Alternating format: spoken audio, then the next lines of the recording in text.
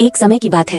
एक बहुत दूर सुंदर से राज्य में एक भव्य महल था और उस महल में रहती थी एक बहुत ही लाडली नाजों में पली हुई राजकुमारी। उसे हर वो चीज मिलती थी जिसकी वो ख्वाहिश करती। एक सुनहरे बालों वाला टट्टू, शक्कर की डंडी वाली साइकिल और हीरो से जड़ा हुआ एक लिबास जिसे उसने कभी पहना ही नहीं। एक सुबह राजकुमारी की आंखों में लालच की चमक थी। उसने कहा, पापा मुझे एक सुनहरी गेंद चाहिए। राजा मुस्कुराए और बोले, बिल्कुल मेरी प्यारी गुड़िया, जैसा तुम कहो। राजा ने अपने सोनार को बुलाया और आदेश दिया, हमारी सबसे कीमती सुनहरी मूर्ति पिघला दो और उससे एक गेंद बना दो। थोड़ी देर में सोनार एक चमचमाती हुई सुनहरी गेंद लेकर आया। राजकुमारी ने गेंद छीन ली और खुशी खुशी बगीचे की ओर दौड़ पड़ी। लेकिन ओह, वो ठोकर खा गई। गेंद उसके हाथ से छूटकर ऊंची उछली और जाकर सीधे तालाब में गिर गई और डूब गई। राजकुमारी बोली, ओ नहीं, अब मैं क्या करूं? तभी एक अजीब सी आवाज आई, निडीप, मैं मदद कर सकता हूँ। राजकुमारी ने नीचे देखा, एक छोटा सा हरा मेंढक मुस्कुरा रहा था। राजकुमारी बोली, ओ, तुम बोल सकते हो? मेंढक बोला, हाँ बिल्कुल, तो क्या तुम अपनी गेंद वापस चाहती हो या नहीं? राजकुमारी बोली, हाँ चाहती हूँ। मेंढक बोला, ठीक है, लेकिन एक शर्त पर। क्या शर्त? उसने पूछा।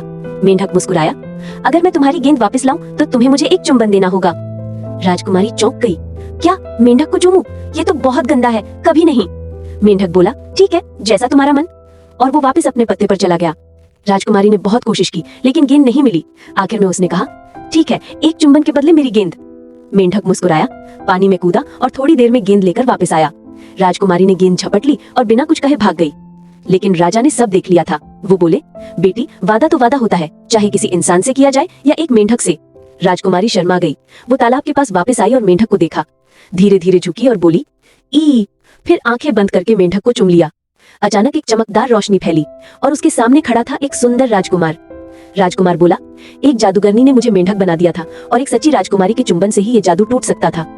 राजकुमारी बोली, मुझे माफ करना, मैंने तुम्हारे साथ बुरा व्यवहार किया। राजा मुस्कुराए, बेटी, फर्क नहीं पड़ता वो राजकुमार हो या मेंढक, हमें सबके साथ वैसा ही व्यवहार करना चाहिए जैसा हम अपने साथ चाहते हैं। उस दिन के बाद राजकुमारी बदल गई। वो सबके साथ दयालु और विनम्र रहने लगी। कभी कभी वो राजकुमार और मेंढक तालाब के पास टहलने आते और जब राजकुमार मजाक में कहता, निडीप निडीप,